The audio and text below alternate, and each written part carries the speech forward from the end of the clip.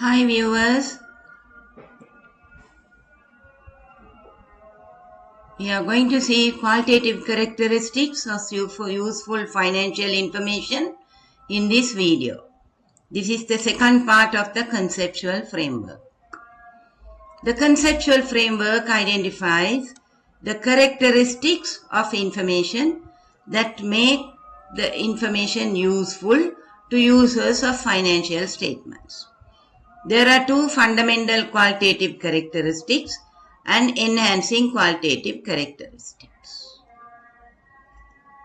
Conceptual framework is the guidelines for preparing the financial statement.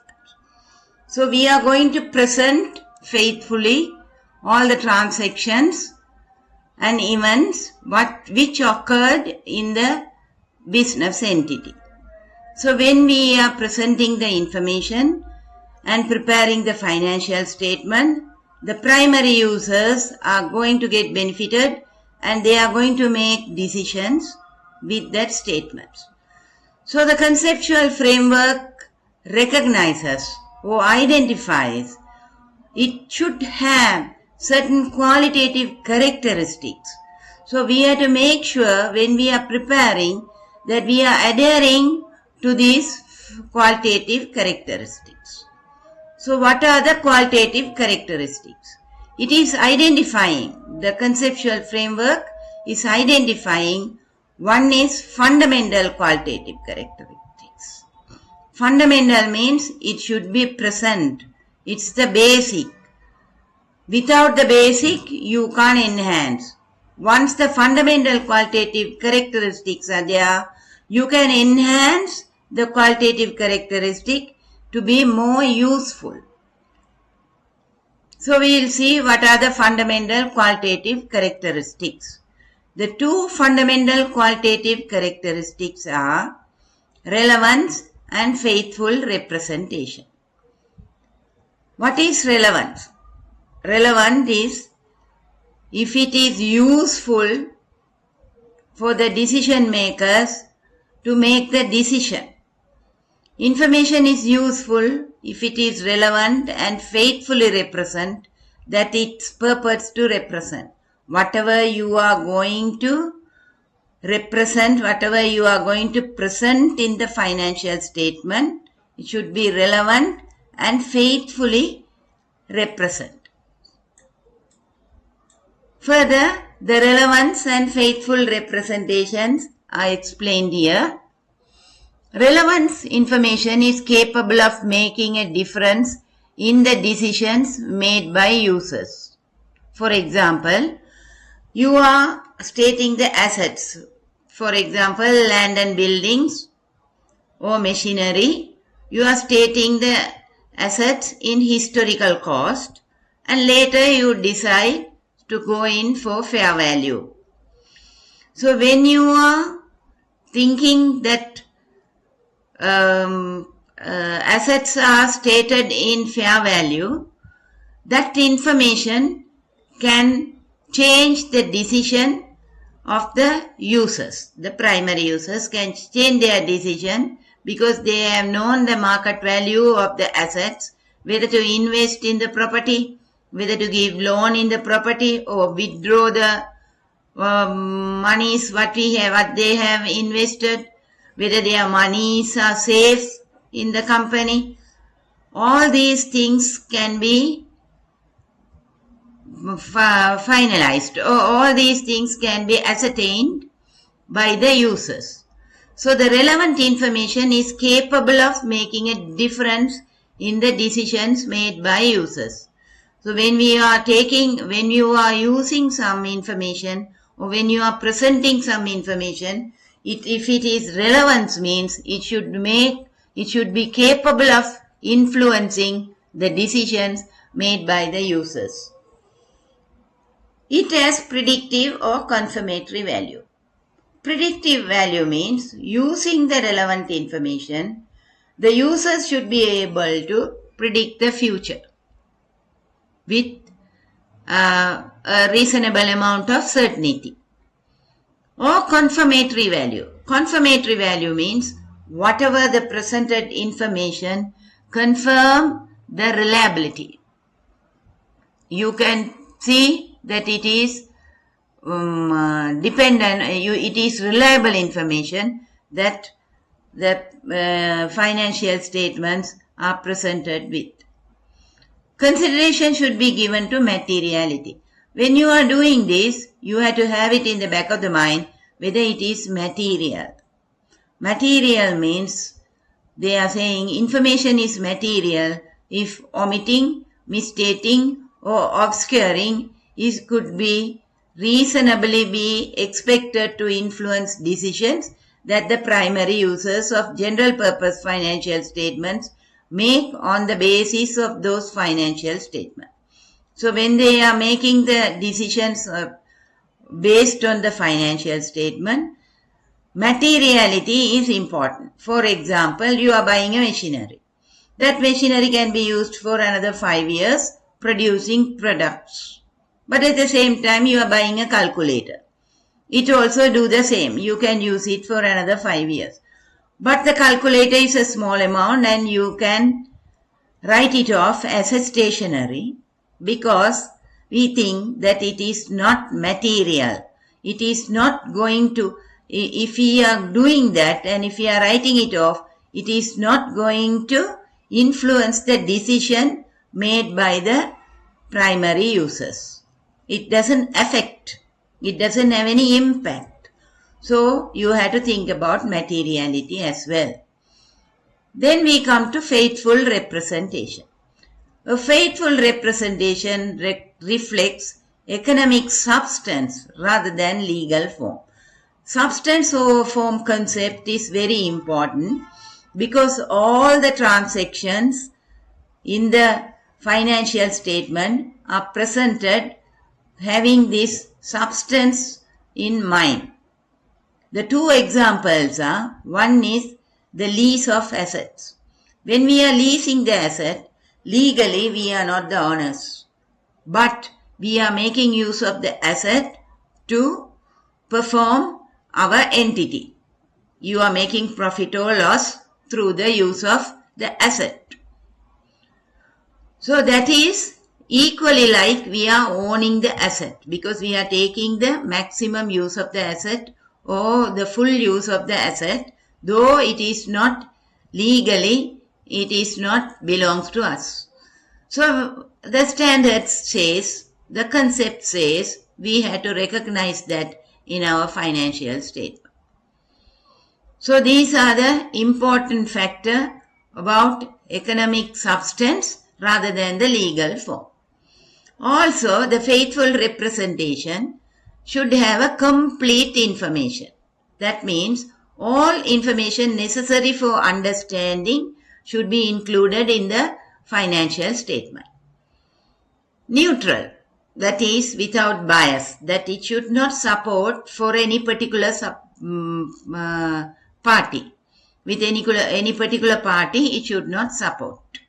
For example, it should not support the shareholders or it should not support the directors or any other person. It should not be biased.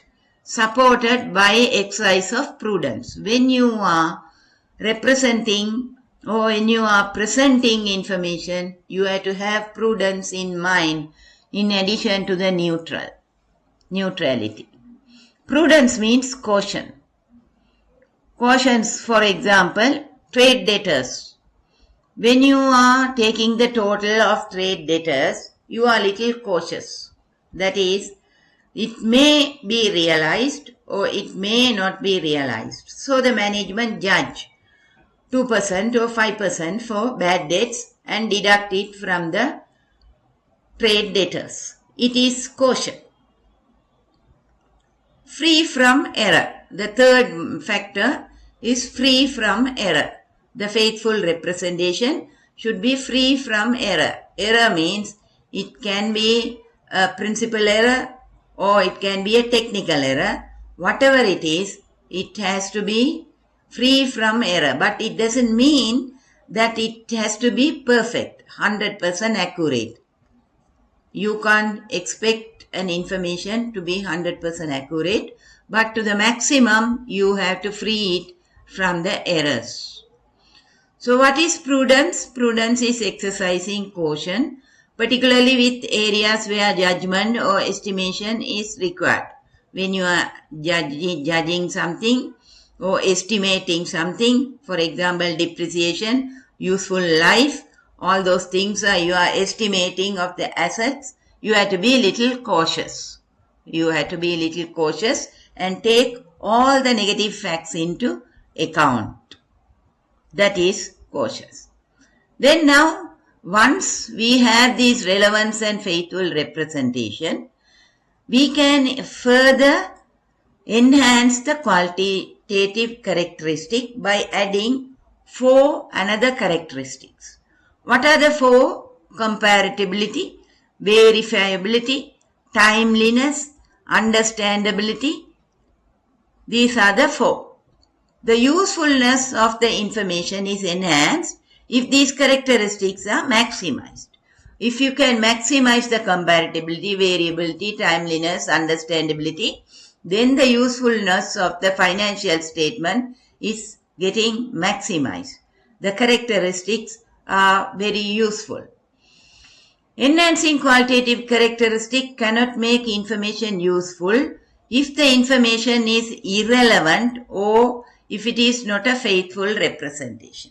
So if your information is not relevant or it is not presented faithfully, then the enhancing qualities has no use.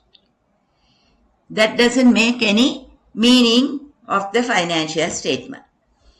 Then now we will go into each separately. Comparability. Comparability, the qualitative characteristic that enable users to identify and understand similarities in and the difference among items. That means when you are comparing, you can compare an entity's performance period to period, last year, this year. That also you can compare. Or you can compare it with another entity in the same industry. Whether A company and B company are making profits or losses in the same industry, how they are performing. This is the comparability. For the comparability, the consistency is important. Your presentation of the financial statement has to be consistent all throughout the period. There can be changes, but the changes has to be accommodated in the way it is prescribed by the standards. For example, consider the disclosure of accounting policies. Users must be able to distinguish between different accounting policies in order to be able to compare similar items in the accounts of different entities. So there are accounting policies. For example, you select average pricing or FIFO pricing for the inventory valuation. That is an accounting policy. When an entity changes an accounting policy, the change is applied retrospectively so that the results from one period to the next can still be usefully compared. Retrospectively means when you are changing an accounting policy, you have to change it from the very beginning as long as you can, as if the policy hasn't changed. Then only you can compare it all throughout the periods. So changes of accounting policy has to be retrospective. Comparatively is not the same as uniformity. Uniformity means not adapting any change. It's the same thing over a period of time. It is not so. There are changes that can be possible. Accounting policies should be changed. When can be changed? If the change will result in information that is reliable and more relevant. If you change accounting policy, if it is going to result in more relevant information, or a new standard comes and say that it has to be changed, then you can change. So these are the two occasions where you can change the accounting policy, and when you are changing the accounting policy, it has to be retrospectively adjusted. Then the verifiability. Verifiability, this helps assure users that information faithfully represent the economic phenomena it purports to represent. Verifiability means that different knowledgeable and independent observers could reach consensus, although not necessarily complete agreement, that a particular depiction is a faithful representation. So verifiability means professionals. The people who are knowledgeable in that field should be able to confirm that the amount is correct. For example, when you are valuing a property, it has to be done by professional valuers. Information can be verified to a model or formula or by direct observation, such as undertaking an inventory count. Independent verification can be carried out. Example, a valuation by a specialist. Or if you want to verify, you can count it. So stock verification is an example of a physical direct observation. Or you can check with a formula or a model. That is verifiability. Then we see timeliness. Timeliness, this means having information available to decision makers in time to be capable of influencing their decisions.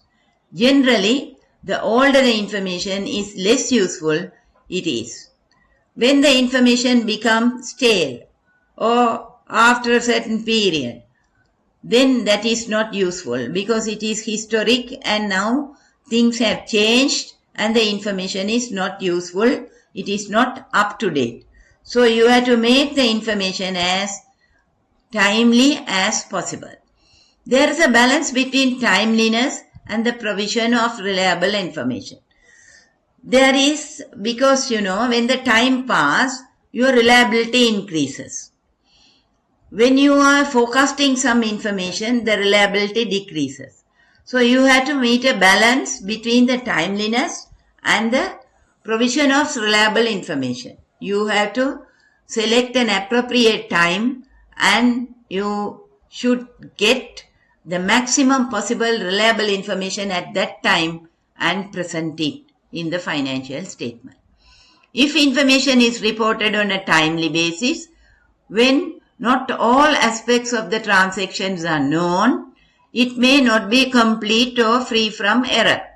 Conversely, if every detail of the transaction is known, it may be too late to publish the information because it has become irrelevant. The overriding consideration is how best to satisfy the economic decision makers' needs of the users. So it is self-explanatory.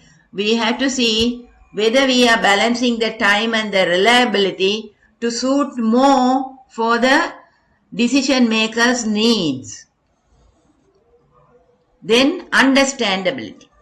Understandability, classifying, characterizing and presenting information clearly and concisely makes it understandable. You should be able to put it clearly. It should be very clear. Financial reports are prepared for users who have a reasonable knowledge of business and economic activities and who review and analyze the information diligently. They have to use it intelligently. Normally, we presume that a person who is reading the financial statement has some knowledge about the business and the financial statement and the accounting. So we presume and present those facts in the financial statement. So they should be able to understand. It has to be presented in the way that the people can understand the financial statement. So these are the 4 enhancing qualities and 2 fundamental qualities we have seen. So this video, I will stop this video now and we will meet again to see the elements of financial statement in my next video. Until then, bye bye.